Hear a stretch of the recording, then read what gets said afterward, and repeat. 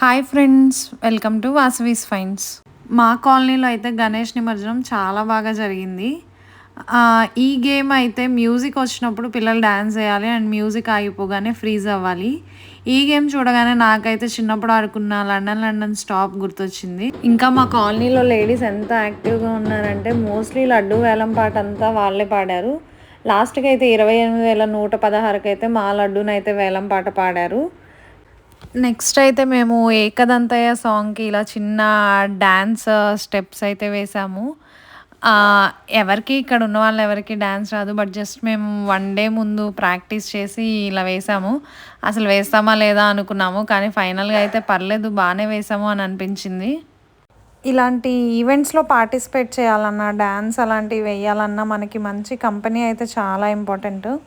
నాకైతే ఇక్కడ చాలా మంచి కంపెనీ దొరికిందని చెప్పుకోవచ్చు. వీళ్ళందరూ చాలా బాగా యాక్టివ్‌గా ఉన్నారు. చాలా బాగా పార్టిసిపేట్ చేస్తున్నారు అన్నిట్లో. నాకైతే బాగా నచ్చింది ఆ విషయం. ఇంకా పిల్లలకి మ్యూజికల్ చైర్స్, తంబోలా ఇట్లా చాలా గేమ్స్ అయితే తర్వాత అయితే ఒక ఆంటీ హనుమాన్ చాలీసా పాడితే ఇట్లా లేడీస్ అందరూ దానికి డాన్స్ వేశారు. అది కూడా చూడడానికి చాలా చక్కగా అనిపించింది.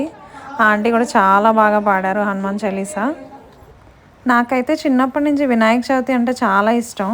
ఎందుకంటే అది మన ఇంట్లోనే కాకుండా మంచిగా కాలనీలో కూడా విగ్రహం పెడతారు. అందరూ అక్కడికి వస్తారు, ఫ్రెండ్స్ అందరూ ఆడుకోవచ్చు. అండ్ నిమజ్జనం అప్పుడు భలే హడావిడిగా ఉంటుంది.